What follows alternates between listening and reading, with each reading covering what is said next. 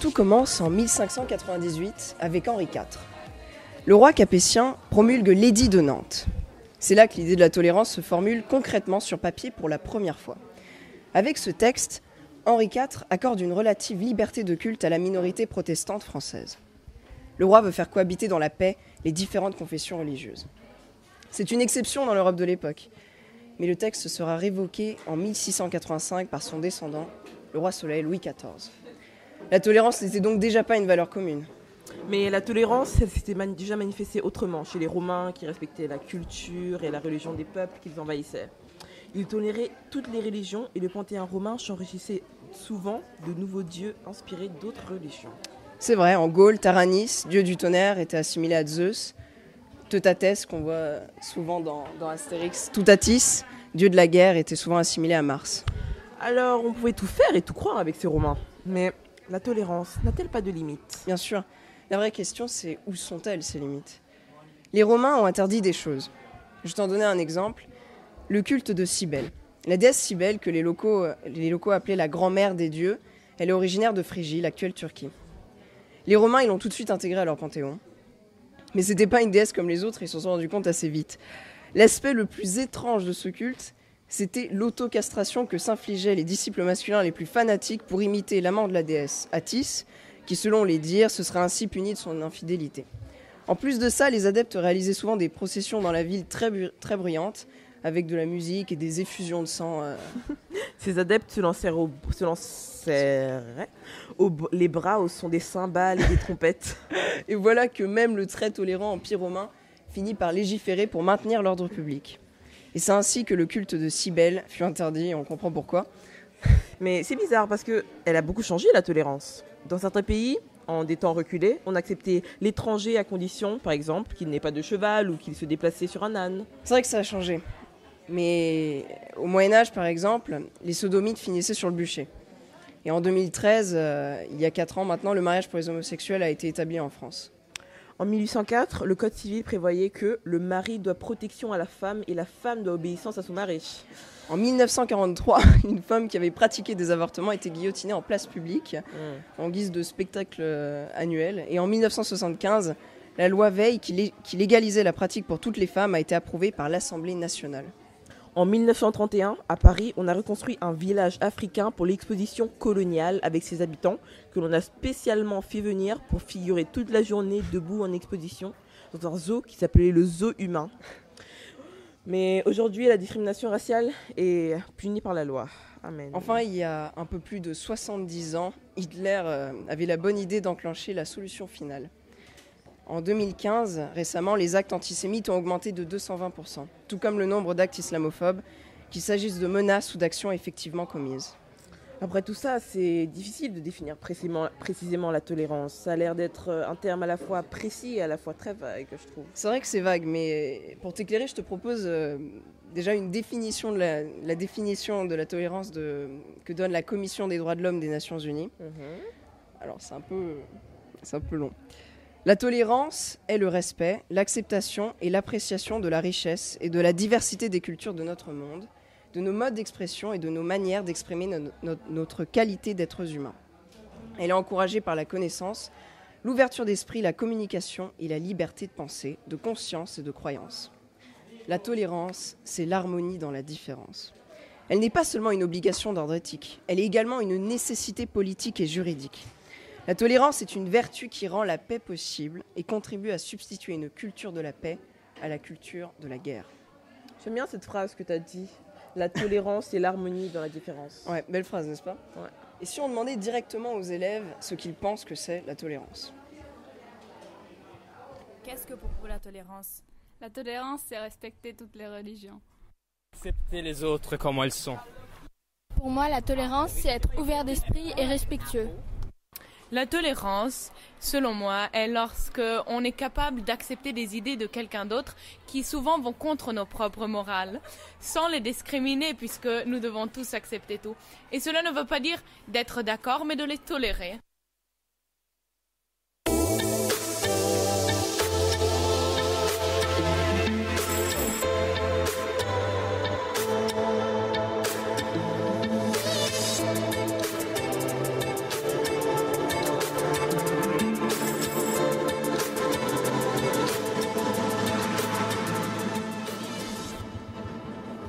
débat La tolérance est-elle en danger commence et nous avons le plaisir d'accueillir un nouvel interlocuteur, Madame Oléon, professeure de philosophie au lycée Chateaubriand de Rome. Donc nous pouvons tout de suite commencer avec les questions.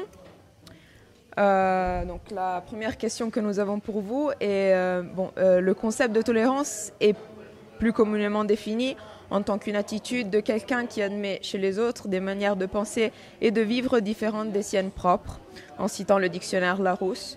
Cependant, en philosophie, la tolérance est le fait de tolérer quelque chose, d'admettre avec une certaine passivité, avec une condescendance parfois, ce que l'on aurait le pouvoir d'interdire et le droit d'empêcher.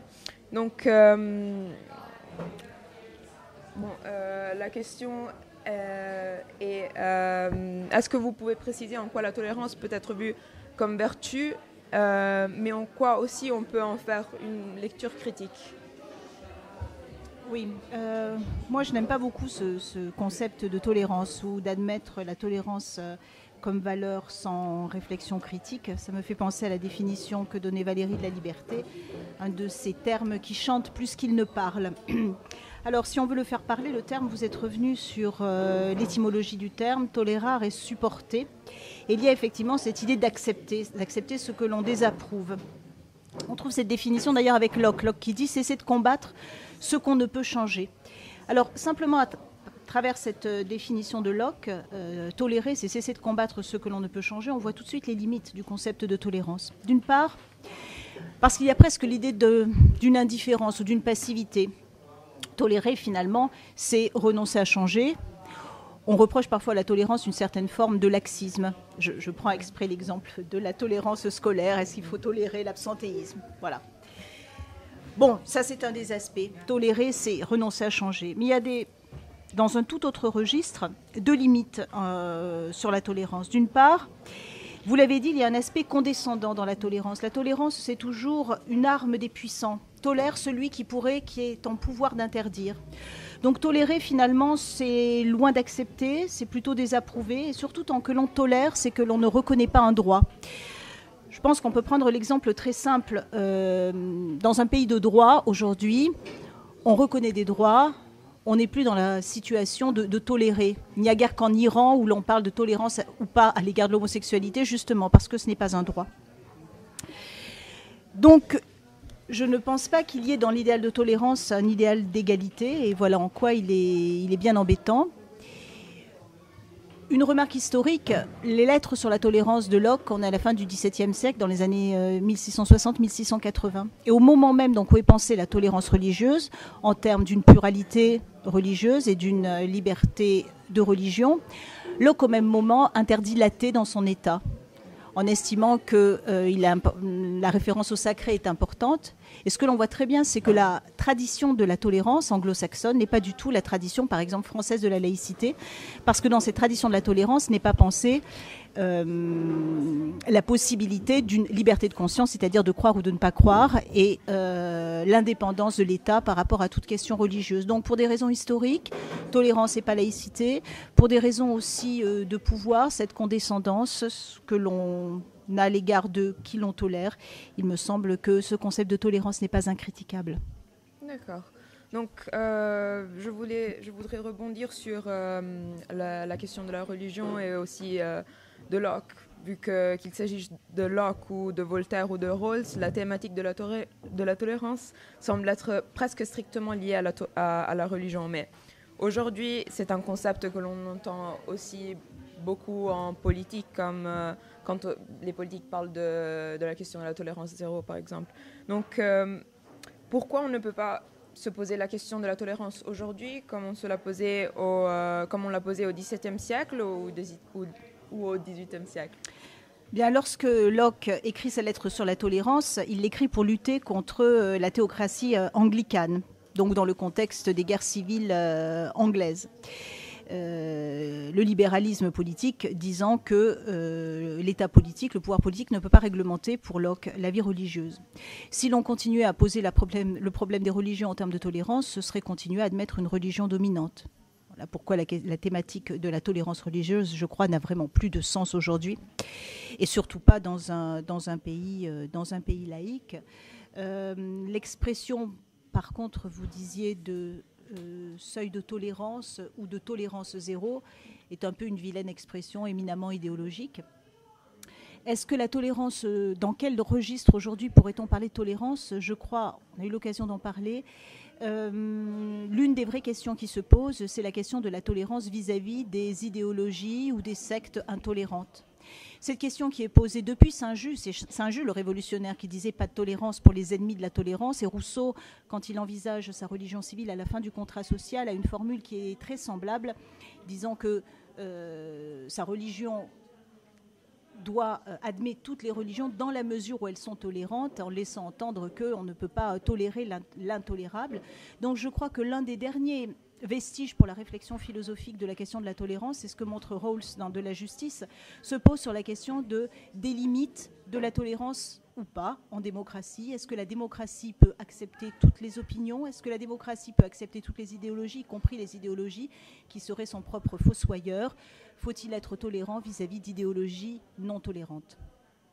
D'accord. Donc, si j'ai bien compris, il suffit qu'un droit soit accordé à une minorité qui est difficilement tolérée pour que l'on passe du domaine de la tolérance au domaine de l'acceptation. Donc, peu importe si l'on ne tolère pas le mariage homosexuel, par exemple, car on est contraint de l'accepter vu qu'il est autorisé par la loi. Donc, étant donné que l'on vit dans une époque largement plus libérale que celles qui nous ont précédées, le fait que la tolérance soit en danger serait-il un facteur positif? Je pense que la tolérance, j'espère que la tolérance est un concept suffisamment obsolète pour ne même plus être en danger, l'idéal même de l'idée de la tolérance est complètement, de ce point de vue-là, complètement dépassé. Je crois que vous l'avez dit, la tolérance était tolérance à l'égard des minorités. À partir du moment où on pose la question du droit, on n'est plus dans le registre de la tolérance. Parce que finalement, par quoi remplacer ce concept de tolérance? Et c'est vrai que les Nations Unies continuent à employer le terme de tolérance. Votre camarade a donné une très belle définition tout à l'heure, mais il me semble que ce n'est pas la tolérance qu'on définit par là, c'est le respect. On pourrait remplacer le concept de tolérance par deux autres concepts. Au niveau juridique, celui de droit. Reconnaître des droits, ce n'est plus tolérer, ce n'est plus supporter. C'est reconnaître une égalité. Et au niveau moral, la question du respect, qui est effectivement la reconnaissance de la spécificité dans l'universalité. Lorsque l'on définit respecter quelqu'un, c'est reconnaître sa valeur universelle, y compris sa spécificité ou sa différence ou son altérité. On parlera à ce moment-là de respect plus que de tolérance. D'accord. Donc on remercie Madame Léon pour avoir participé à cette émission radio et on va continuer avec d'autres interviews. Merci.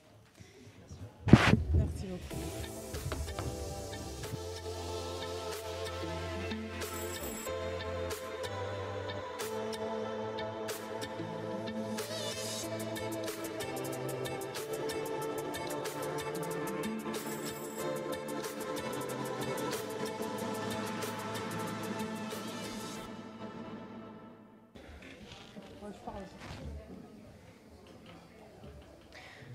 Ce petit globe, qui n'est qu'un point, roule dans l'espace ainsi que tant d'autres globes.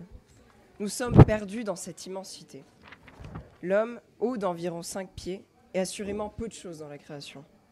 Un de ces êtres imperceptibles dit à quelques-uns de ses voisins, dans l'Arabie ou dans la Cafrairie, « Écoutez-moi, car le Dieu de tous ces mondes m'a éclairé.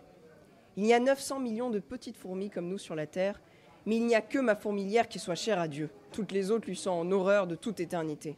Elle sera la seule heureuse, et toutes les autres seront éternellement infortunées. » Il m'arrêtera alors et me demanderait « Quel est le fou qui a dit cette sottise ?» Je serai obligé de leur répondre « C'est vous-même. » Je tâcherai ensuite de les adoucir, mais cela serait bien difficile. C'est un extrait du traité sur la tolérance de Voltaire, écrit en 1763. Oh, Voltaire, c'est celui qui a dit « Je ne suis pas d'accord avec ce que vous dites, mais je me battrai jusqu'à la mort pour que vous ayez le droit de le dire. » Oui, mais sincèrement, Monica, est-ce que tu serais vraiment prête à te battre comme Voltaire pour que quelqu'un d'autre ait le droit de dire des choses que tu ne voudrais pas entendre? Imaginons, est-ce que tu te battrais pour que les gens qui soutiennent que l'esclavage est normal puissent continuer à parler? Est-ce que tu te battrais pour que les gens qui disent que le réchauffement climatique est une invention puissent être entendus? C'est difficile comme question, mais je pense que oui. Je pense que, puisque moi j'ai le droit de penser que eux ils n'ont pas raison, j'ai le droit de m'exprimer et donc eux aussi, ils devraient pouvoir s'exprimer. Même si on ne le fait pas toujours parce que ça nous arrange d'entendre ce qu'on a envie d'entendre, je pense que on n'a pas envie de tolérer les autres pensées. C'est vrai, la tolérance, finalement, elle est souvent proclamée par tous. On l'entend un peu partout, en politique, dans l'espace public. C'est un mot qu'on brandit toujours, mais elle est appliquée par très peu de gens, en vérité. Il y a des pays où les opposants politiques au régime en place risquent la peine de mort. Je pense d'ailleurs à Boris Nemtsov, qui a été assassiné il y a quelques années en face du Kremlin et dont on n'a toujours pas retrouvé les assassins. Alors que tous les pays du monde sont membres de l'ONU, et l'ONU, elle déclare comme principe dans sa déclaration des droits de l'homme, universelle des droits de l'homme, toute personne a droit à la liberté de pensée, de conscience et de religion. Ce droit implique la liberté de changer de religion ou de conviction, ainsi que la liberté de manifester sa religion ou sa conviction, seule ou en commun. Oui, on pense tous différemment, on a tous des idées, des rêves, des opinions différentes, des goûts différents. Chercher à imposer un seul modèle à tout le monde, c'est pas seulement impossible et injuste, mais c'est surtout contradictoire, très contradictoire. Mais tu vois, si on y pense, en fait, il y a plein d'entraves à la tolérance. Madame Oléon parlait de droit et de respect. Et justement, on n'est pas toujours tolérant, comme on n'est pas toujours respectueux des autres, avec des amis ou avec des inconnus. Mais parfois, c'est la société qui n'est pas tolérante, c'est le gouvernement, un homme ou une femme politique, une personnalité publique. Et souvent, on est assez intrigué par ça, parce que ça va à l'encontre des valeurs de la République. Ouais, mais et si on allait demander aux élèves de nous parler d'un événement récent concernant la tolérance qui les a marqués? Très bonne idée. Problème d'intolérance qui vous a marqué dans ces jours? Oui, le problème du burkini. Pouvez-vous développer? Oui, la France ne sait pas si elle doit tolérer ou non les burkinis à la plage. Oui, un problème pour moi, c'est l'intolérance qu'il y a en Amérique avec les Noirs et les policiers blancs qui souvent et injustement tuent les Noirs.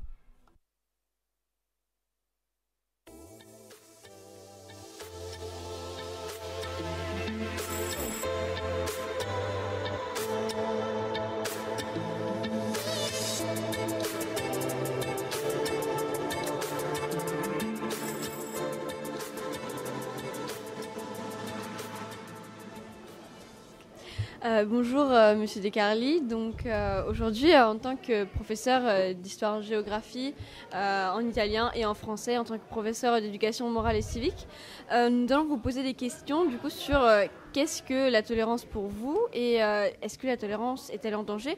Donc tout d'abord, pensez-vous monsieur que la tolérance ait toujours été en danger?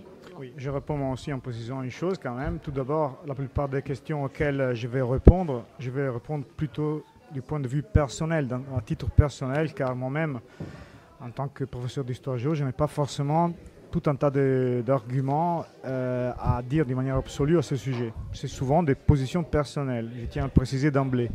En tout cas, pour ce qui est de la tolérance, du fait qu'elle ait toujours été en danger, moi je pense que c'est justement là une question du coup à laquelle je peux répondre du point de vue historique, dans le sens où on n'a pas forcément eu toujours la même notion de tolérance à différentes époques. Il fut un temps où, par exemple, on n'avait pas de problème à tolérer, où on pouvait tranquillement accepter que des gens de religions différentes vivent dans les mêmes villes, dans les mêmes cités. Je pense par exemple à Rome. À un certain moment, les Romains ont toujours été très accueillants vis-à-vis d'autres religions. Et en même temps, l'époque a ensuite changé. Et on voit que, par exemple, aujourd'hui, de nos jours, souvent, c'est la religion qui pose la question de la tolérance. Donc, ça dépend un petit peu des époques et du point de vue des hommes et même de la notion de tolérance à différentes époques. D'accord. Donc du coup, si jamais vous faites si vous voyez donc une différence entre la situation d'hier et d'aujourd'hui, donc comment interprétez-vous cette différence de situation de la tolérance, de positionnement de cette dernière dans la société? Des exemples ou des périodes ou des moments où il y a eu cette problème d'intolérance, il y en a quand même et ils sont assez faciles à retrouver et je ne vais pas trop aller dans le compliqué, dans le sens où les périodes d'intolérance en quelque sorte les plus marquées sont celles, encore une fois, liées à la religion.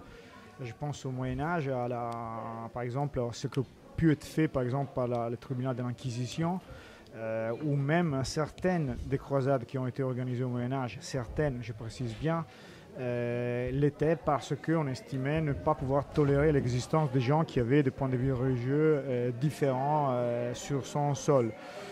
Voilà, c'est à peu près ça. Et donc des exemples actuels d'agression de la tolérance d'agression à tolérance, on le trouve même chez nous, même à côté de chez nous, lorsque, par exemple, nos sociétés prennent des tournures telles qu'elles sont en train de le prendre, notamment dans le domaine de l'élargissement des libertés et des droits à titre individuel, on voit revenir en force parfois des positions qui sont intolérantes, c'est-à-dire qui n'acceptent pas de coexister avec quelqu'un qui a un mode de vie, un mode de pensée différent de la sienne. Là, dernièrement, en Italie, il y a des lois qui ont été approuvées sur la famille ou sur le mariage. En France, c'était il y a 2 ans, il y a quelques années. Et on a vu revenir en force des problèmes des gens qui ne peuvent pas tolérer que d'autres personnes aient des modes de vie, des modes de pensée différents. D'accord. Et donc, je reviens donc à ma question. Donc, cette différence entre hier et aujourd'hui, finalement, est-ce que vous voyez une différence, une progression de la tolérance? Non. Enfin, je me permets de dire que la question doit être posée différemment. Est-ce qu'on a sûr. toujours eu la même notion de tolérance? C'est-à-dire que les problèmes qui aujourd'hui se posent en termes de tolérance, ce n'étaient pas forcément les mêmes qu'on se posait dans le passé. Et dans le passé, par exemple, comme je disais tout à l'heure, souvent il était question de religion, rarement on allait penser ou imaginer de pouvoir faire des lois dans certains domaines, par exemple dans les domaines de la vie privée. Ça dépend vraiment de la notion de tolérance, qui est une notion qui évolue au fil du temps. D'accord. Donc, comme cette notion a évolué, quelles mesures aujourd'hui les gouvernements, les gens prennent concrètement pour combattre cette intolérance? Moi, je pense que tout d'abord, et là, ce n'est pas vraiment la position d'un prof d'histoire, mais c'est une position personnelle, c'est qu'on devient d'autant plus tolérant vis-à-vis de ceux qui pensent ou qui ont des modes de vie différents aux nôtres, d'autant plus qu'on est sûr et rassuré dans notre mode de vie, dans nos valeurs.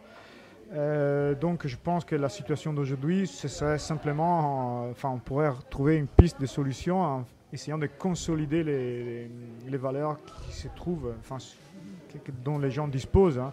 Bon, si on arrive à être consolidé là-dessus, on peut plus facilement accepter et comprendre que d'autres pensent les choses différemment. Donc vous pensez que ça passe du coup par l'éducation? Ça passe par l'éducation. Ça passe non seulement dans l'éducation qui peut être décernée à l'école en termes de notions, mais aussi l'éducation à être confiant dans ce que peuvent être les valeurs qui nous constituent. Du moment où on est solide dans nos valeurs, dans notre mode de pensée, et du moment où notre mode de pensée et nos valeurs sont inscrits dans une logique positive, on n'a pas de problème ensuite à tolérer des choses qui peuvent être décalées par rapport à ça. D'accord. Et donc, par exemple, par des actions du quotidien, simplement, ça c'est une question que je vous pose à vous directement, que vous pourriez dire à vos élèves, quelque chose que vous pourriez dire dans une classe. Par des actions du quotidien, comment nous, à petite échelle, combattons-nous l'intolérance? Tout d'abord, il suffit de penser que le fait qu'on ait aujourd'hui plus de 7 milliards d'hommes, ça implique nécessairement qu'il y a 7 milliards de personnes qui vivent et qui ont des manières de voir, de penser souvent la même chose, de manières différentes. Donc c'est impossible d'imposer quelque chose de partager, d'unique et de commun. Donc du moment où on accepte qu'on n'est pas seul, qu'on vit dans des sociétés, il faut nécessairement comprendre que quand on est dans une société, on est amené à vivre avec d'autres gens. Donc nécessairement, on les tolérer aussi. Autrement, on se met sur une île et on va vivre tout seul. À ce point-là, il n'y aura pas de problème de tolérance. D'accord, monsieur. Je pense que notre présentatrice aurait des questions pour vous. Alors, monsieur Descarlis, j'ai plusieurs questions pour vous, en effet. La première, comment vous avez parlé de tous les changements historiques par exemple, nous, au début, on avait parlé du fait qu'effectivement, au Moyen-Âge, on brûlait les homosexuels, alors qu'il y a 4 ans, il y a eu cette loi en France et dans plusieurs pays du monde qui légalisaient leur mariage. Comment vous expliquez qu'il y a eu tant de changements brusques comme ça dans l'histoire, que les êtres humains aient changé comme ça d'idées en quelque sorte? C'est tout simplement parce que l'histoire, mais la société, quelque chose en marche, quelque chose qui évolue. Et il y a plein de choses qui contribuent à l'évolution d'une société et c'est assez normal qu'il y ait des évolutions, des changements. Je répète, c'est pas que l'homosexualité était tolérée dans le passé, elle le soit plus aujourd'hui. C'est simplement qu'il fut un temps où ces problèmes étaient traités et évacués d'une certaine manière. Aujourd'hui, on l'aborde d'un autre point de vue et ce qui découle, ce qui fait qu'il y ait par exemple des lois qui sont adoptées alors qu'il y a quelques décennies, il aurait été impensable d'adopter des lois dans certaines matières de certains types. Il n'y avait que des lois répressives. C'est tout simplement parce que l'homme, les sociétés évoluent, les sociétés ne sont pas figées dans le marbre ou dans l'acier inoxydable, mais elles évoluent. Et donc, à partir du moment où l'homme, les gens, les sociétés évoluent, le rapport à la tolérance évolue aussi, en fait. Merci beaucoup. J'avais une autre question par rapport, c'est un peu plus, c'est par rapport aux polémiques en fait qui après l'attentat de janvier à Charlie Hebdo. Oui. Il y a eu beaucoup de polémiques sur ce qu'on peut dire, ce qu'on peut pas dire. Est-ce que vous pensez que Charlie Hebdo et les attentats qu'il y a eu après, c'est un problème de tolérance? C'est un problème de tolérance, mais moi j'ai un point de vue qui est très arrêté. Moi je pense que du moment où on accepte la liberté d'expression et du moment où cette liberté d'expression n'enfreint pas la loi, ce qui est important, on peut rire de tout. D'accord. Et c'est pour ça que j'ai une dent, je me permets de le dire à titre personnel, j'ai une dent avec le politiquement correct. Parce que moi j'ai toujours vécu en faisant des blagues sur tout n'importe quoi. Et je trouve que du moment où on rigole, c'est mieux d'en rigoler que de ne pas en rigoler et ensuite être dans son comportement de tous les jours, être, agir contre certaines personnes. Ceci dit, attention, moi je suis en train de parler de l'humour, du politiquement correct. Si l'humour est fait par l'humour, c'est acceptable. Si l'humour a une autre fin, par exemple blesser quelqu'un, l'humilier ou le rabaisser, là je ne tolère pas. Donc par exemple, il y avait le scandale avec Dieudonné. Est-ce que vous pensez que c'était au gouvernement d'intervenir? Moi je pense que le cas de Dieudonné est un cas différent. On ne peut pas mélanger ce qui s'est passé avec Charlie Hebdo et ce qui est arrivé dans l'histoire, dans l'affaire Dieudonné, parce que Dieudonné était par définition intolérant. Donc son humour est un humour intolérant, alors que l'humour de Charlie Hebdo est un humour qui essaye de se construire sur des clés de lecture particulières à des faits et à des événements, mais n'est pas tourné à la préclusion d'autres idées ou d'autres modes de vie. L'humour de Dieudonné était plutôt un humour basé sur l'exclusion. Il n'était pas non plus un humour toujours innocent. Mais justement, c'est pas un peu très subjectif parce qu'on sait comment est-ce qu'on sait la limite? Tout simplement parce que Dieudonné enfreint la loi, tout simplement. Certains de ses propos enfreignent la loi et la société dans laquelle on vit a accepté de mettre sous forme de loi certaines limites justement aussi à l'humour ou à ce qu'on ne peut pas dire. On les accepte, on vit dans cette société donc on les accepte. Ce monsieur a enfreint des règles et donc c'est normal aussi qu'il y ait une intervention de la loi. D'accord, merci. Dernière question. Vous avez parlé Mélusine a parlé d'éducation. Vous qui êtes professeur, comment ça s'apprend la tolérance? Comment, pratiquement, concrètement, comment ça s'apprend? Je reviens à ce que j'ai dit tout à l'heure. L'enseignant n'a pas une baguette magique pour éduquer à la tolérance. Et je répète encore ce que j'ai dit tout à l'heure, c'est-à-dire que le premier niveau, à mon avis, à mon sens, pour éduquer à la tolérance, c'est d'éduquer à être solide dans ce qu'on croit. Et au moment où on est solide, on est fort dans ce qu'on croit, on n'a pas de problème à cohabiter, à vivre, à accepter, à tolérer des gens qui vivent avec des valeurs différentes. Il y a une limite, bien évidemment, à tout ce qu'on peut tolérer. Je pense que Mme Léon l'a dit. Ce qu'on peut tolérer, c'est pas forcément... la seule limite est fixée par la loi. La loi étant quelque chose qui doit garantir l'intérêt du vivre ensemble. Donc, ce que la loi a établi par un commun accord comme étant intolérable, après, bien sûr, ne doit pas être toléré. D'accord. Merci beaucoup. Merci beaucoup, monsieur. Pour cette interview.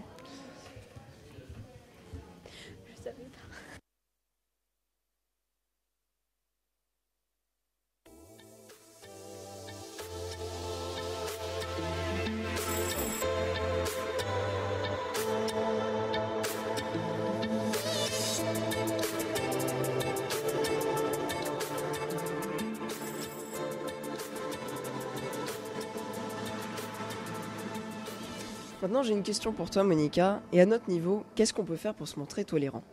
Je pense qu'individuellement, il faudrait déjà commencer par respecter soi-même et respecter les autres, peu importe si on les connaisse ou si on ne les connaisse pas. Si on les connaisse pas. Je m'as comprise. En tout cas, je suis tolérante de tes fautes d'orthographe. Par contre, collectivement, la responsabilité va plus loin. Oui. On doit toujours accepter la parole de l'autre. Selon moi, on doit toujours accepter la parole de l'autre. Mais comme l'a dit M. Descarlis, et même Mme Oléon, c'est tant qu'elle reste dans la loi, tant qu'elle ne remet pas en cause notre liberté, au-delà, on doit la combattre. Parce que on ne doit plus être tolérant, parce que la liberté de chacun s'arrête là où commence celle des autres. Et parce qu'on ne peut pas tolérer qu'on s'attaque aux libertés des autres, tout simplement. On peut dire tout ce qu'on pense, mais dès lors que ça devient offensant, que ça vise une certaine communauté, que ça s'apparente à du racisme, de l'homophobie, de l'islamophobie, du sexisme, de l'antisémitisme, de la xénophobie ou toute autre forme de discrimination, et Dieu sait combien il y en a, c'est très grave parce qu'on commence à vouloir diminuer les libertés de ceux qu'on désigne et qu'on discrimine. Et donc là, il ne faut plus faire preuve de tolérance, mais de justice. Parce que il faut rendre justice à ceux qu'on attaque. Mais on ne peut pas, je dis bien on ne peut pas se cacher derrière la tolérance pour accepter les injustices et les atteintes aux libertés. C'est un truc qu'on ne peut pas faire. Voilà, moi je pense que la réponse elle est là. Enfin, personnellement, pour moi, la tolérance ce sera plutôt un combat permanent. Mais paradoxalement, un combat où la seule arme, c'est l'écoute. Et il n'y a pas de balles, pas de bombes nucléaires, pas de menaces, pas d'interdiction, pas d'humiliation, pas de cris. Ah non, mais c'est déjà la fin de l'émission. Et oui, il faut dire au revoir et remercier tous ceux qui nous ont aidés à préparer cette émission dans le cadre de la journée Esprit critique et débat démocratique, c'est-à-dire Leonardo à la technique, Loïc au mixage, Mélusine et Yasmina pour leur interview, Monsieur Descarlis et Madame Oléon pour leurs interventions, Monsieur Onis et Monsieur Gutiérrez pour l'organisation de cette émission et de cette semaine de la citoyenneté. Et bien sûr le lycée pour le matériel et l'opportunité qu'ils nous ont fourni. Merci Monica. Merci Mermine.